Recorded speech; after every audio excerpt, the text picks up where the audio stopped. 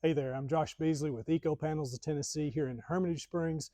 We want to talk about some of the biggest myths that we've heard surrounding SIPs or structural insulated panels, from cost, construction, customization.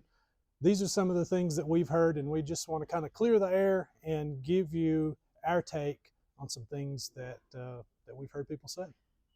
So the first myth is that SIPs are just way too expensive, much more expensive than traditional building.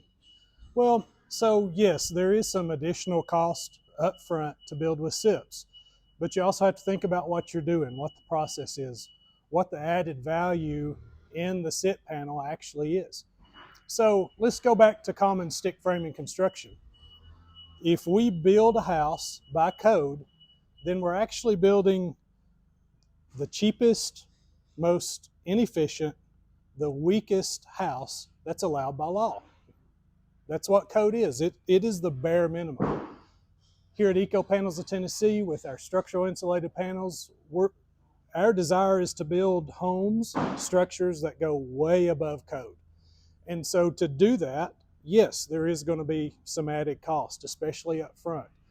To build a SIP panel wall costs more than to build a traditional stick framed wall. However, you're going to save on electric over the life of the structure. You're going to save on those utility bills. And most of our customers see that only in a few years they have recouped that extra money that they put in up front, and they're saving money on their home every single month when their electric bill comes in half or even less than that of their neighbors.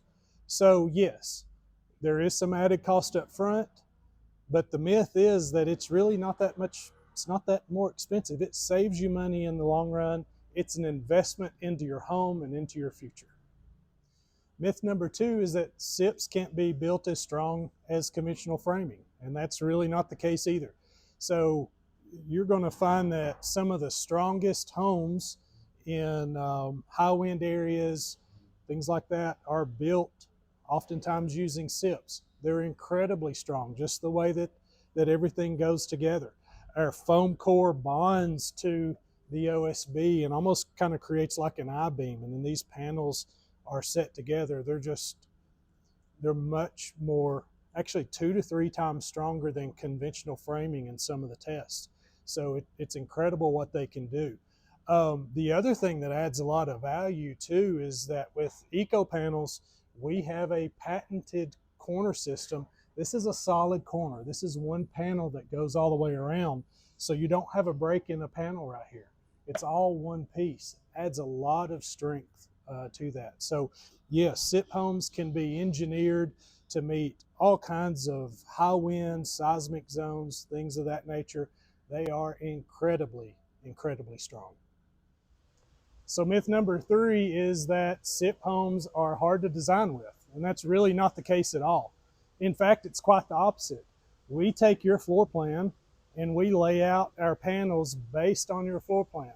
We're not dictating to you really what you can or can't do at all. This is a project that we're building in our shop right now, and we've just taken this customer's floor plan and we've replaced their exterior framed walls with SIP panels. And we just chop our panels up to fit their design and their walls.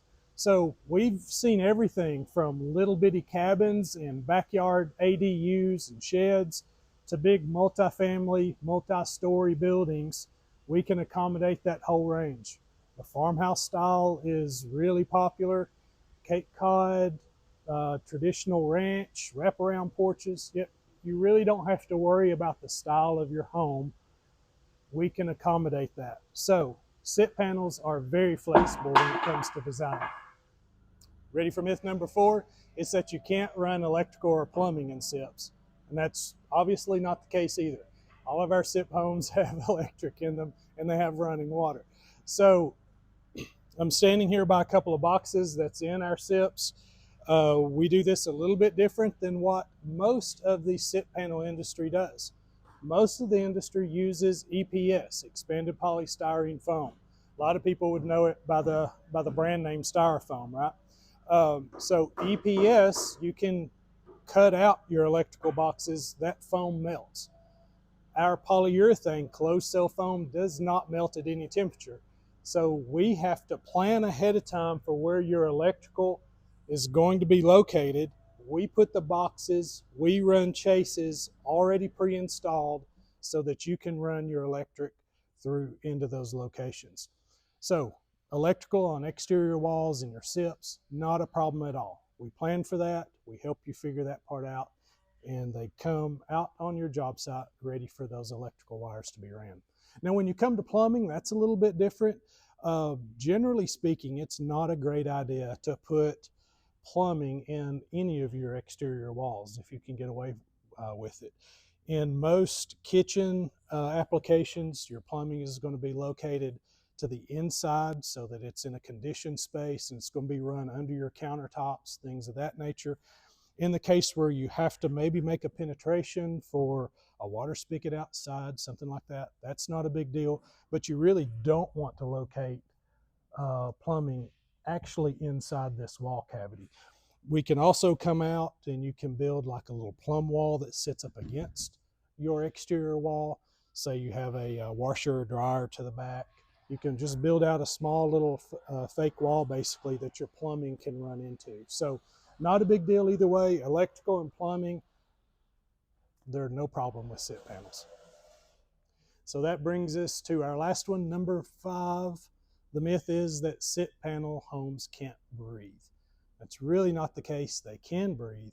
We want to control it, which is there's a big difference between controlling it and it just happening, which is what happens with common stick framed homes, right? So with a SIP panel home, we are going to put a ERV, energy recovery ventilation in. We're going to match that up with the airflow that we think we can push out through like bathroom vents, range hoods, fireplaces, any air that we might be able to vent out of the house. We need to be able to also bring that same volume of air in as fresh, but now we're going to filter that air, right? So we're going to take allergens and pollens and molds and stuff out of it. We're going to regulate the humidity. And so on the inside, we just have a much better environment than we do with a stick frame home. So now we're managing the air leak rather than it just happening and you're having a lot of issues from it with a stick frame house. So don't look at a tight house as a problem. It's actually the solution to building a very efficient home. We just now have to manage some fresh airflow coming into that house, and we can help you with that. All right, so that's a wrap. There's our 5 myths debunked. Hopefully that answered some questions for you. But hey, maybe it created some others. That's why we're here. We want to help. We want to educate. You can come visit us here in Hermitage Springs to our shop, see how we do all this. Reach out to us over phone, over email, visit our website. We have plenty of other YouTube videos to watch. Overall, we hope we help you figure out your journey on building a SIP panel home.